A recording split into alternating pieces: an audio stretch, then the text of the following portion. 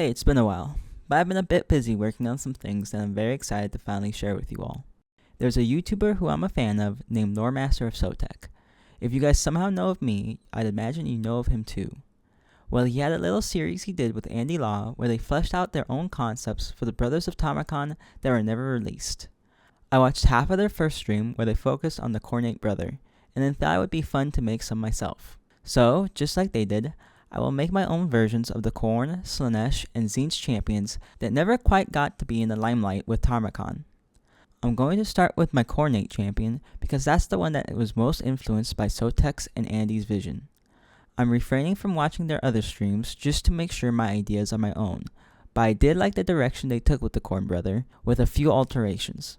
I also really appreciate how they went about the project, and I'm going to mimic a lot of their goals when creating these brothers. The first goal is to make each brother unique from each other. They each need their own thing that makes them special and cool. For example, Tarmacon is the ultimate parasite, a body-controlling maggot, which means I'm staying away from all forms of body possession for the other brothers. Secondly, I want to focus on lesser explored aspects of the Chaos Gods when creating these characters. Again, Tarmacon, for example, focuses less on the diseases that Nurgle is known for, and instead goes full in on the parasite angle. My third goal is a bit of a retcon to the lore and inspired by a little side comment made by Andy Law. They had their Khorne champion meet his end in a Tzeentchian kind of way, and while I think the way they went about it was a little bit too cheesy, as is most Tzeentchian twists to be fair, I really like the idea of the other Chaos Gods messing with each other's champions in a way that leads to their doom. For Tamacon, he refused to get rid of his ogre tyrant body despite its decaying form, for he fell in love with the experience of having such excess strength and power. To me, that sounds like Slaanesh may have swayed Tarmacon ever so slightly to his failure, a fitting revenge for what the Maggot Lord did to his champion Sargath the Vain. So I will have each of my characters have one trait or feature inspired by a different Chaos God, which directly leads to their death. I have Slaanesh already interfering with Tarmacon, so that leaves Nurgle, Tzeentch, and Khorne for my other options, as I will only use each of them once.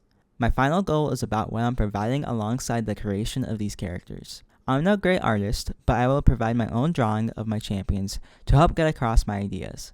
I will also provide you all with a short story written by myself featuring the champions and their adventures. These stories will be provided in the description of each video should you choose to look at them, and will feature a few other races from Warhammer lore. Each of my characters, similarly to Sotek's and Andy's, will interact with different factions to further make their stories unique. So then, what did I have in mind for my Khorne character? Well, I'd like you all to meet Kaiadis the Brasssworn, the Ironsmith of Khorne, and the Rejecter Prince. He was a sickly sight to see. His raven-black hair was matted, long and stringy. His face was a ghostly white, with sunken eyes of beaded blackness.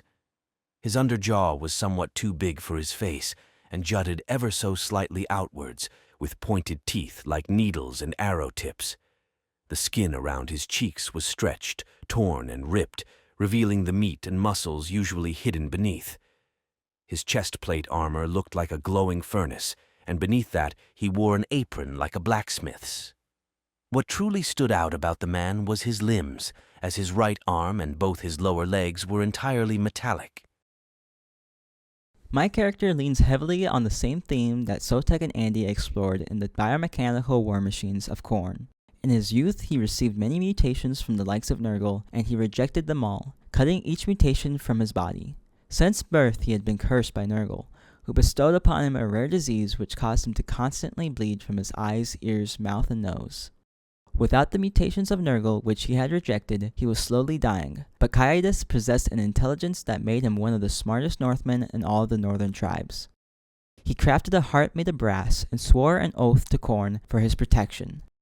He replaced his heart in a bloody ritual that almost ended his life, but Khorne's blessings fueled his mechanical heart, which works overtime to keep Kaiadis alive.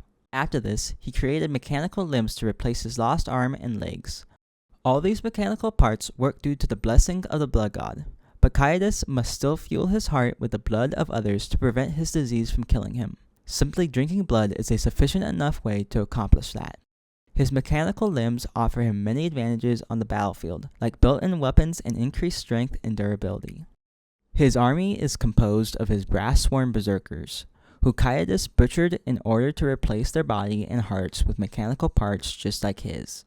These warriors do not, however, have the blessing of Khorne like Caiatus, but are instead each infused with the soul of a Khornate demon, which powers the intricate mechanisms within them. They have the power to fight far beyond other mortal limits, as only destroying their hearts can stop their rampage. He removed the chest piece from the cadaver, revealing within the pit of his corpse a brass heart. He motioned for 2 of his servants to approach, shamans drenched in blood and gore. They began a soft chant in some forgotten language.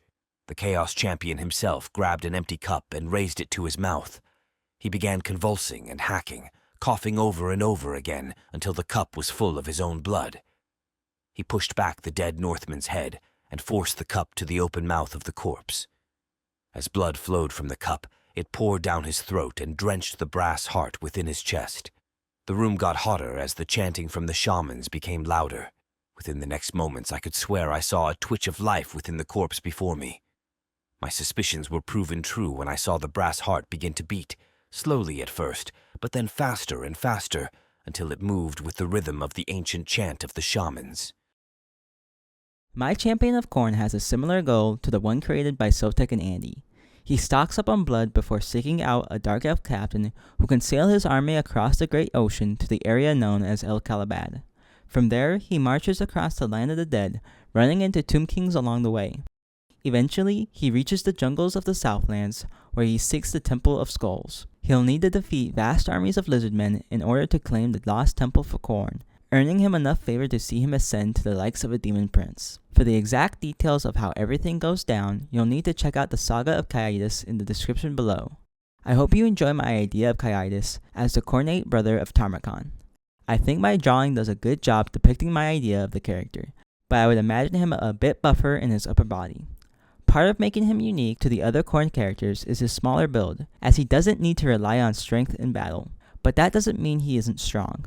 He also lacks the mindless rage of other Khorne followers, instead owning a seething temper, which can yield explosive outbursts. Make sure to check out the short story below to learn much more about Caiatus. And also take a look at my other videos exploring actual characters from the lore, who I think deserve to be included in Total War Warhammer 3. Thank you so much for listening, and have a great day.